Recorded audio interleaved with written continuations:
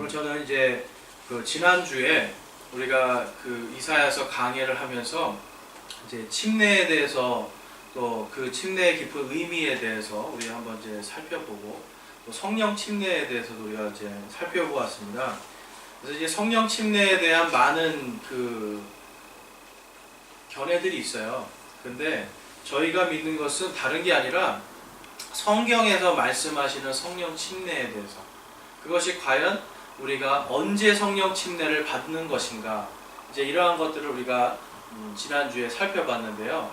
그 중에서 이제 질문이 들어온 게 하나 있어서 오늘은 그 질문 중에서 예수님은 왜 침례를 받으셨는가 라는 이 질문에 대한 것을 우리가 한번 살펴보기 원합니다.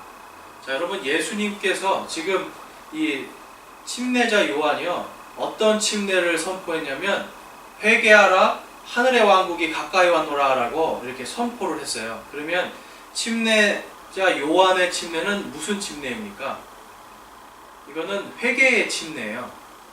그러니까 회개의 침례는 누가 받는 거냐면 바로 죄인들이 받는 건데, 죄인들이 받아야 되는 그 침례를 지금 예수님께서 오늘 이 요한복음 1장 29절에서 34절에 보면 받고 계시는 거예요. 자, 여러분 생각할 때는, 자, 오늘 제가 여러분들의 생각, 그리고 이 신학자들의 견해, 그리고 침례자 요한이 이것에 대해서 어떻게 생각했는지, 그리고 예수님은 뭐라고 하셨는지, 성경은 또 뭐라고 하는지, 이거에 대해서 우리 한번 살펴보기 원합니다. 여러분, 이거 한번 읽어보신 적 있으세요? 이 구절? 우리가 이렇게 읽어는 보셔도 대부분 그냥 이렇게 휙 지나가요. 이 내용이.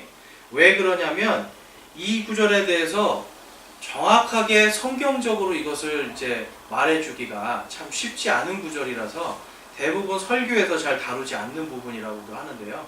또 그렇다고 아예 없는 게 아니라 이 인터넷으로 이렇게 검색해보면 이거 하신 분들이 있어요. 그런데 이제 거기에 보면 일반적으로 일단은 우리 성도들은요, 예수님이 왜 이 침례자 요한에게 침례를 받았을까라는 질문을 하면 보통 일반적으로 제가 보기로는 99%인 것 같아요. 99% 무슨 답을 하냐면 잘 모르겠습니다예요. 그렇죠? 여기 앉아 계신 분들도 잘 모르겠다, 아니면 또 이 이야기를 오늘 처음 들어본다. 혹시 처음 들어보는 분 계세요? 네. 그러니까 이 하나님의 말씀 우리가 쭉 읽고요, 그래도 쓰고, 어떤 분은 뭐 10번도 쓰고 20번도 쓰는데 이 구절을 또 물어보면 잘 기억이 안 나는 분들이 많아요. 그만큼 성경에 있어서 잘 다루지가 않는데, 그런데 이게 굉장히 중요한 구절입니다. 그래서 지난 시간에 왜 예수님은 침례자 요한에게 침례를 받았습니까? 라고 하는 이 질문 때문에 제가 오늘 이것을 준비했습니다. 그래서 거기에 써 있는 것처럼 일반적으로는 잘 모르고요, 그리고 목사님들께서는 이 하나님이신 예수님이 사람의 몸으로 낮은 모습으로 겸손하게 스스로가 죄 없는 분이 죄인이 되셔서 스스로 겸손하게 침례자 요한에게 침례받았다, 이제 이 정도까지 얘기를 해주세요. 근데 이거는 지금 성경에서 이야기하는 거에 비하면 조금 부족해요. 자, 그리고 그 밑에 아주 저명한 신학자가 있습니다. 이 신학자가 이 로버트 G. 그로메기라는 사람이 있어요. 로버트 G. 그로메기. 이 사람이 이제 미국에 있는 이 신학 연구 교육자 중에 한 사람인데요. 유명한 사람입니다. 이 사람이 이제 이 질문에 대해서 거기 써놓은 것처럼 예수는 죄가 없으시기 때문에 요한에게 침례를 받으실 필요가 없으셨다. 그렇다면 그분은 왜 요한에게 침례를 받으셨는가? 몇 가지 성경적 이유를 제시할 수 있다라고 이야기하면서, 첫 번째로 예수님은 침례 요한에게 알려지기 위함이었으며 라고 이야기하면서 이제 요한복음 1장 30절에서 34절 말씀을 들었어요. 그러니까 예수님이 침례 요한에게 자기를 알리기 위해서 침례를 받았다. 그리고 두 번째는 이스라엘에게 나타내기 위함이었다라고 요한복음 1장 31절을 들었습니다.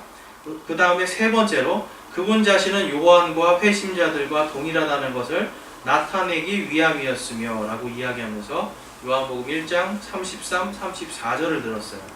그리고 네 번째로는 성령의 기름 부음을 받기 위함이었다라고 이렇게 이야기했습니다. 제가 이걸 이렇게 보니까 이 사람은 그래도 성경에 있는 내용들을 해서 그래서 잘 정확하게 정리를 했어요. 그런데 이제 조금 보시면 이 뒤쪽으로 가시면 이 설명도 조금 부족하다는 걸 알 수가 있어요. 여러분 이제 성경에서 우리가 제일 중요한 게 뭐냐면 어떤 구절이 있을 때 이 구절에 대한 거를 다른 성경으로 그리고 진짜 성경이 뭐라 말씀하시는지를 우리가 알아야 됩니다. 그래서 먼저 침례자 이 요한, 예수님에게 침례를 준 이 침례자 요한이 뭐라고 했는지 한번 우리 마태복음 3장 13절에서 14절 말씀 한번 보시겠습니다. 우리 함께 읽어보겠습니다. 그때에 예수님께서 갈릴리로부터 요르단으로 요한에게 오사 그에게 침례를 받으려 하시거늘 요한이 그분을 말리며 이르되 내가 주께 침례를 받아야 할 터인데 주께서 내게로 오시나이까 하매. 자, 지금 침례자 요한은요 여기서 지금 주께라고 그러잖아요. 그러니까 주님이라는 거. 침례자 요한은 지금 이분이 자 여러분 예수님하고 침례자 요한하고 어떤 사이예요? 침례자 요한이 사촌형이에요. 예수님의 친척 이 엘리사벳에게서 태어난 6개월 정도 먼저 태어난 사촌형이에요. 그러니까 사촌형이 지금 이 사촌 동생한테 이 이야기를 한다고 생각해 보세요, 여러분. 이상하죠? 그런데 이 침례자 요한은 예수님이 어떤 분인가를 지금 그동안 몰랐던 거예요. 오늘 아까 요한복음 1장에서 뭐라고 나왔어요? 알지 못했다라고 그러잖아요. 어릴 때부터 쭉 지금 30년을 같이 자란 거예요. 30년 정도 같이 자랐는데도 침례자 요한은 예수님에 대해서 잘 몰랐어요. 그냥 좀 독특한 아이였다라고 생각했을 수는 있어요. 근데 성경에서 보면 오늘 요한복음 1장에 보면 1장 31절에 내가 그분을 알지 못하였으나 그분이 이스라엘에게 드러나야 하므로 내가 와서 물로 침례를 주노라. 그러니까 여기까지는 몰랐던 거예요. 누군지는 모르는데 아무튼 이 메시아를 위해서 자기가 침례를 준다라고 이야기를 하는데 그 다음에 34절에 내가 보고 이분이 하나님의 아들이심을 증언하였노라 라고 이야기합니다. 그러니까 침례를 주기 전까지는 이 침례 요한은 예수님이 메시아인 것을 몰랐어요. 하나님의 아들인 것도 몰랐던 거죠. 그런데 그가 예수님께서 딱 침례를 받으러 오시는 걸 보고 그때서야 아는 거예요. 그래서 이 침례자 요한은요, 내가 어떻게 주님께 죄 없으신 하나님이신 하나님의 아들이신 주님께 내가 침례를 주겠습니까? 라고 말을 하는 게 바로 마태복음에서 이야기하고 있는 겁니다.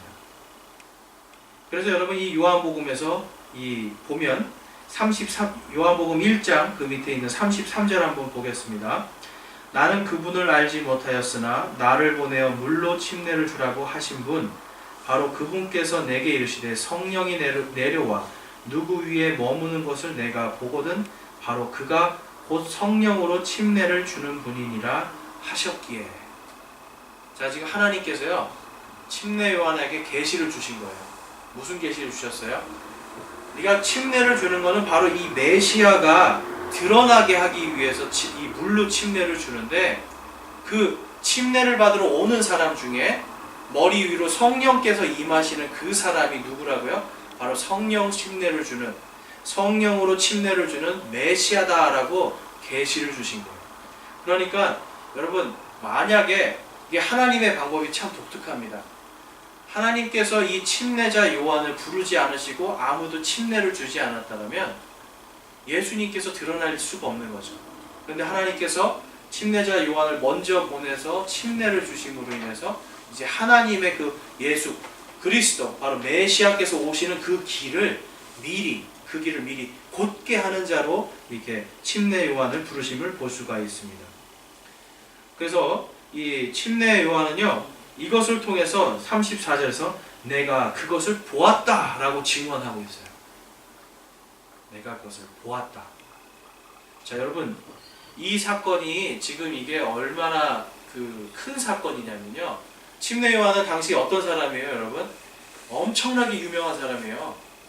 그 콧대가 높다고 하는 바리새인들도 이 바리새인들이요, 여러분, 웬만한 사람들한테 굽신거리는 사람들이 아니에요. 근데 이 침례 요한한테 어때요? 침례를 받으러 오잖아요, 이 사람들이요. 근데 거기 와가지고 좋은 소리 들었습니까? 못 들었잖아요. 욕 먹었잖아요, 그렇죠? 그런데 그만큼 유명하고 권세가 있는 사람인데 이 사람이 증거를 하는 거야. 바로 내가 보고 하나님께서 계시한 그대로 내가 그 성령께서 예수님 위에 머무는 것을 내가 보고 이분이 하나님의 아들이심을 증언하노라 라고 이야기하는 거예요. 자, 여러분, 지금 엄청나게 권세가 있는 사람이 증거를 딱 하게 되면 어떻게 되는 거예요? 그것은 그대로 받아들여질 수밖에 없는 겁니다. 하나님은요, 성경에서 어떤 일들을 하실 때 결코 그 일이 그냥 한 가지로 갑자기 뿅 하고 일어나게 하지를 않으세요. 그거에 대한 증거와 증인들과 그리고 미리 계시하심을 통해서 주시거든요. 근데 오늘날은 수많은 사람들이 정말 제가 그 설교 시간에도 주일 설교 시간에도 말했지만 이 자판기 그리스도인들이 너무 많아요. 자판기 그리스도인. 영어로는 벤딩 머신 크리스찬인데요. 무언가 내가 지금 딱 돈 넣고 버튼 누르면 바로 딱 나오는, 굉장히 인스턴트 커피를 마시듯이 그냥 무언가 하나 탁 하면 뭐가 탁 나와야 되는 이런 식으로 믿거든요. 근데 그게 아니에요. 하나님의 역사는 절대 그렇지 않습니다. 하나님의 역사는 계시하시고 그것을 반드시 증거하는 증인들을 두심으로 인해서 이것이 두세 사람을 통해서 확실하게 증거되게 하십니다. 자, 그래서 이 하나님의 이 방법 중에서 침례자 요한은 지금 그렇게 답하는 거예요. 바로 내가 보았다. 성령께서 예수님이 위에 임하시는 바로 이분께서 성령으로 침례를 주는 분임을 내가 보았다라고 이야기하고 있어요. 그러니까 하나님의 뜻을 온전하게 성취하기 위함임을 지금 이 침례자 요한은 답변을 하고 있습니다. 자, 그럼 예수님은 뭐라고 말하실까요? 자, 마태복음 3장 15절입니다. 자, 예수님께서, 우리 함께 읽어보겠습니다. 예수님께서 대답하여 그에게 이르시되 지금은 이렇게 되도록 허락하라. 이렇게 하여 모든 의를 성취하는 것이 합당하더라 라고 말합니다. 자, 여기서 모든 의는요, 이게 우리나라 말은요, 어떤 의가 두 가지 뜻이 있죠. 한자로 뜻 의자가 있고요, 의로울 의자가 있어요. 그래서 하나님의 의 그러면은 대부분 하나님의 뜻을 생각하는 분들이 많아요. 자, 여기 계신 분들은 어때요? 하나님의 의 그러면 하나님의 뜻 이렇게 생각하잖아요. 그런데 영어로는 하나님의 의는 God's will이에요. 근데 여기는 뭐냐면 all righteousness라고 해서 하나님의 올바르신 그 의를 말하는 거예요. 의로우심. 하나님의 모든 의로우심이 성취되어야 한다라고 말씀합니다. 자, 그래서 여러분 뭐냐면 예수님은요, 지금 이제 아까 일반적으로 뭐라고 했죠? 하나님이 죄 없으신 하나님께서 인간의 모습으로 낮아지기 위해서 침례를 받으셨나요? 아니죠. 여기에 보면 예수님께서 하나님의 모든 의가 다 성취될 수 있도록 하는 것에 합당하게 하는 방법으로 내가 침례받는 것을 허락하라라고 지금 침례자 요한에게 말하는 겁니다. 그러니까 지금 예수님은요, 침례 이 의식을 통해 가지고 내가 메시아임을 드러내는 거예요. 그렇죠? 그래서 그거를 통해서 어떻게 됩니까? 침례자 요한이 자기보다 자기 동생이 사촌 동생이었어요. 30년 동안 사촌 동생으로 알았던 그 동생이 바로 오늘 이분이 메시아라고 하는 것을 증거하게 되는 겁니다. 여러분, 하나님의 방법은요 참 놀라워요. 그래서 이 예수님께서 오신 이 침례를 받은 게 뭐라고요? 바로 그것이 모든 하나님의 의가 성취되도록 허락하기 위해서 예수님께서 침례를 받았다는 걸 알 수가 있습니다. 자, 그러면 성경은 과연 뭐라고 이야기할까요? 뒷장을 한번 보실게요. 성경은 예수님의 침례에 대해서, 이 메시아의 침례에 대해서 구약에서 이렇게 이야기합니다. 말라기서 3장 1절입니다. 만군의 주가 말하노라. 보라, 내가 내 사자를 보내리니 그가 내 앞에서 길을 예비할 것이요. 자, 이 사자가 누굽니까? 바로 침례자 요한이에요. 하나님께서 내가 내 앞에, 그렇죠? 내가 내 사자를 내 앞에 보낼 것이고 그가 내 앞에서 길을 예비할 것이다 라고 이야기합니다. 또 너희가 구하는 주가 갑자기 자신의 성전에 임하리니 곧 너희가 기뻐하는 언약의 사자라 보라 그가 임하리로다 라고 이야기해요. 자, 여기에는요 두 가지의 예언이 같이 들어가 있는 거예요. 뭐냐면 하나는 예수님의 초림이고요, 그 다음에 예수님의 재림이에요. 그래서 재림에 대한 것이 바로 이 2절 말씀입니다. 그러나 그가 임하는 날을 누가 견디겠느냐, 그가 나타나는 때에 누가 서겠느냐, 그는 정련하는 자의 불과 같고 세탁하는 자의 비누와 같으니라 라고 이야기하고, 4장 5절에 이렇게 말합니다. 보라 크고 두려운 날이 주의 날이 이르기 전에 내가 대언자 엘리야를 너희에게 보내리니 라고 이야기합니다. 여러분, 엘리야가 어떤 사람이에요? 엘리야는 이 바알의 450명의 이 바알 제사장들하고요, 그 다음에 이 작은 숲을 섬기는 아세라라고 하죠. 우리 개혁 성경에서는 그것을 섬기는 제사장들 400명에서 850명을 어떻게 했어요? 하늘에서 불을 내려가지고 그냥 다 한 번에 죽여버린 사람이에요. 그러니까 엄청난 이 불의 능력을 가진 사람인데, 지금 하나님께서 뭐라고 말씀하시는 거예요? 그 사자, 바로 그 엘리야를 내 앞에, 메시아 앞에 보내겠다라고 지금 말씀해 주시는 거예요. 그러면 이것이 성취가 되었는가? 성경에서 뭐라고 말씀하는지 한번 보겠습니다. 신약 성경 마태복음 17장 11절에서 13절입니다. 우리 한 절씩 한번 교독해 보겠습니다. 예수님께서 대답하여 그들에게 이르시되 참으로 엘리야가 먼저 와서 모든 것을 회복하리라. 그러나 내가 너희에게 이르노니 엘리야가 이미 왔으되 그들이 그를 알지 못하고 자기들이 하고자 하는 것을 다 그에게 행하였도다. 사람의 아들도 그와 같이 그들에게 고난을 당하리라 하시매, 그제야 제자들이 그분께서 자기들에게 침례자 요한에게 대하여 말씀하신 줄을 깨달으니라. 자, 그럼 말라기서가요 지금 예수님 오시기 전에 약 한 400년 500년 전에 써졌거든요. 그러면 이 말라기서에서 말한 내 앞에 보내는 사자, 그리고 내가 엘리야를 보내겠다라고 했는데 지금 예수님이 그게 누구라고 말씀해 주세요? 침례자 요한이라고 말씀하십니다.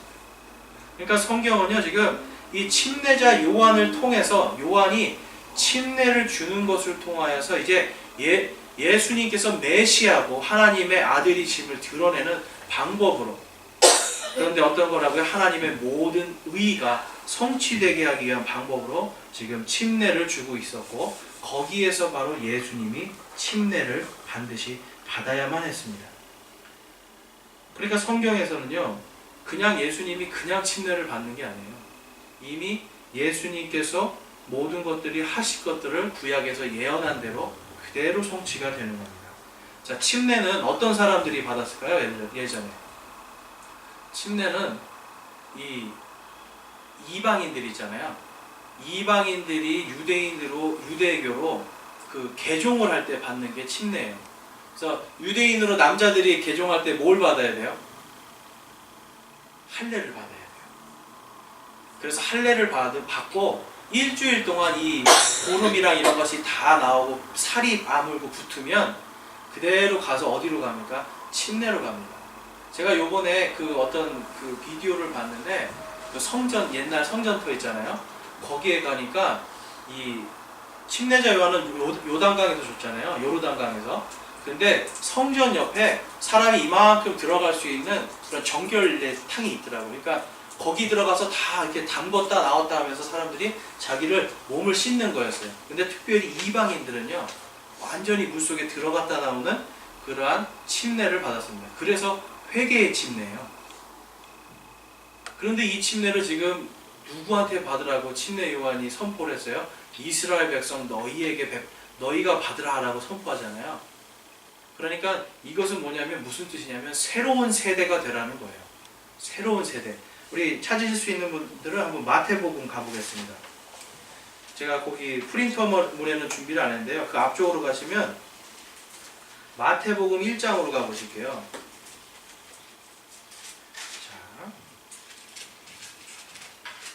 이 마태복음은 유대인들을 위해서 쓴 복음서예요. 그래서 마태복음의 내용은 철저하게 유대인들을 위한 복음서다라는 걸 여러분들이 유념하시고 한번 읽어보겠습니다. 1장 1절 말씀입니다. 아브라함의 자손이시요 다윗의 자손이신 예수 그리스도의 세대에 대한 책이라. 자, 예수 그리스도의 뭐에 대한 책이라고요? 세대에 대한 책이라 라고 이야기합니다. 그동안 이제 우리 개역 한글 성경에서는 예수 그리스도의 계본이라 라고 이야기해요. 근데 그게 아니라 지금 성경에 보면 예수 그리스도의 세대다. 영어로도 정확하게 The Generation of Jesus Christ 해가지고 예수 그리스도의 세대에 관한 대한 책이라. 자, 여러분 이 책이라는 말 때문에요. 성경의 이름이 영어로 만들어집니다. 여기서 이 책이라고 하는 게 이게 그 그리스 말로 비블로스라는 뜻이에요. 그래서 이 성경이라는 게 옛날부터 처음부터 성경이 아니라 이 비블로스라고 하는 이 마태복음 1장 1절에 있는 예수 그리스도의 세대에 대한 책이라라는 이름 때문에 더 바이블이라고 들어보셨죠? 더 바이블이라는 이름이 생겨나는 거예요. 그래서 성경은요 예수 그리스도에 대한 책입니다. 이 자체가. 그래서 그런 이제 상식적으로 알아두시면 좋고요. 자, 지금 뭐예요? 예수님께서는요 이스라엘 백성들에게 새로운 세대를 지금 이 세대를 새롭게 만드시기 위해서 사역을 시작하는 건데, 그것의 첫 번째로 뭐냐면 이 이스라엘 백성에게 자기를 드러내기 위해서 침례를 받는 겁니다. 그래서 성령 침례가 이 물 침례와 함께 성령 침례가 동시에 이루어지는 걸 우리가 볼 수가 있습니다. 자, 그래서 우리 한번 이 하나님의 의에 대해서 한번 다니엘서 한번 보겠습니다. 다니엘서 9장 24절에서 25절. 주께서 내 백성과 내 거룩한 도시에게 70일회를 정하셨나니 이것은 범법을 그치고 죄들을 끝내며 불법에 대하여 화해를 이루고 영존하는 의, 이제 영어로는 everlasting righteousness입니다. 의를 가져오며 환상과 대언을 봉인하고 또 지극히 거룩하신 이에게 무엇을 하고자 하고요? 기름을 붓고자 함이라 라고 이야기합니다. 자, 이것이 여러분 이것도 마찬가지로 예수님의 초림과 재림을 다 이야기하는데, 오늘 여기 이 메시아가요, 메시아께서 오신 분이 어떤 거를 받아야 된다고 말씀하고 있어요? 기름 붓고자 한다. 하나님께서 그를 사역을 시작할 때 기름을 부어야 돼요. 메시아라는 이름 자체가 기름 부음 받은 자이기 때문에. 자, 그래서 마태복음으로 가보시면 이렇게 말씀합니다. 3장 16절 말씀입니다. 예수님께서 침례를 받으시고 곧바로 물속에서 올라오실 때에 보라 하늘들이 그분께 열렸으며 또 하나님의 영께서 비둘기같이 내려 자기 위에 내려앉는 것을 그것을 그분께서 보시더라. 그 다음에 우리 17절 함께 읽겠습니다. 보라 하늘로부터 한 음성이 있어 이르시되 이 사람은 내 사랑하는 아들이라 내가 그를 매우 기뻐하노라 하시니라. 지금 여러분 이게 무슨 장면이냐면 예수님이 성령으로 기름 부음 받는 장면이에요. 예수님께서 침례를 받아야 되는 분명한 목표가요, 하나님의 모든 의를 성취하기 위한 것과 함께 뭐냐면 예수님이 기름 부음도 함께 받아야 돼요. 근데 여기 보면 17절에 보면요 여러분 이게 뭐냐면 16절 17절이 삼위일체 하나님이 지금 한 자리에 다 모여 계신 상황이에요. 그러니까 삼위일체 하나님께서 한 자리에 지금 다 모여가지고 지금 예수 그리스도에게 직접 성령의 기름을 붓고 있는 장면입니다. 그래서 다니엘서 그리고 말라기서에 있는 이 하나님의 모든 의가 예수님이 침례를 받으심으로 인해서 다 성취가 되는 것을 볼 수가 있습니다. 그래서 여러분 지금 예수님께서 물속에 들어갔다가 나오자마자 곧바로 성령 침례를 받는 거예요. 그래서 여러분 이 침례에 대한 의미가 여러 가지가 있는데요. 오늘 이 예수님께서 왜 침례를 받으셨습니까? 예수님의 답변은 하나님의 모든 의를 성취하기 위한 것이고, 그 다음에 성경의 답변은 무엇이냐면 바로 그 하나님께서 메시아께서 오셨을 때 받아야 되는 메시아의 표적들을 이것이 올바르게 아주 라이트하게 이것이 성취되는 것을 그대로 다 보여주고 예수 그리스도의 새로운 세대, 우리도 여러분 새로운 세대예요. 그렇죠? 예수님을 믿는 믿음을 통하여서 예전에는 이 마귀의 세계, 마귀에 그러한 속해 있던 그러한 세대였다면 우리가 예수님을 믿고 성령으로 침례 받음을 통하여서 이제는 새로운 세대가 되는 겁니다. 그래서 예수님의 이 침례에는요 바로 이러한 의미가 있는 거예요. 하나님의 모든 의를 성취하고 또한 거기에 새로운 세대, 하나님께서 약속하신 이스라엘 백성에게도 약속하신 너희가 알지 못하던 그 한 백성이 너희에게 오게 하는 바로 예수 그리스도의 세대가 성취될 수 있도록 하는 것이 바로 예수님께서 받은 침례의 의미입니다.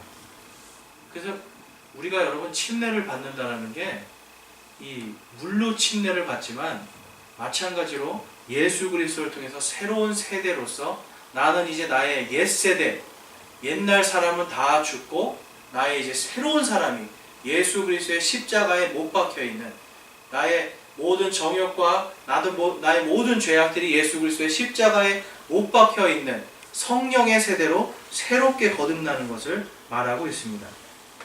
그래서 예수님은요 이스라엘을 위해서도 침례를 받으셨고 또한 우리 이방인들을 위해서도 침례를 받으신 거예요. 여러분 하나님께서 정말 죄 없으신 분이 죄인이 되어서 침례를 받았다 이것이 아닙니다. 하나님께서 하나님의 모든 의를 다 성취하기 위해서 메시아를 내가 보내겠다라고 하는 너희의 구원자를 보내겠다고 하는 하나님의 그 의를 다 성취하시기 위해서 예수님께서 침례를 받으신 겁니다. 그래서 이 정말 너무 좋은 질문이 왔기 때문에 제가 오늘은 이걸로 준비를 했습니다. 그래서 여러분들께서도 정말 한번 예수님께서 받은 이 침례에 대해서 한번 깊이 묵상하시고 또 요한복음 말씀 지금까지 몰랐다라면 한 번 더 읽어보시면서 예수님의 침례를 통해서 은혜와 평강을 누리시기를 주님의 이름으로 축원합니다. 우리 시간 기도하겠습니다.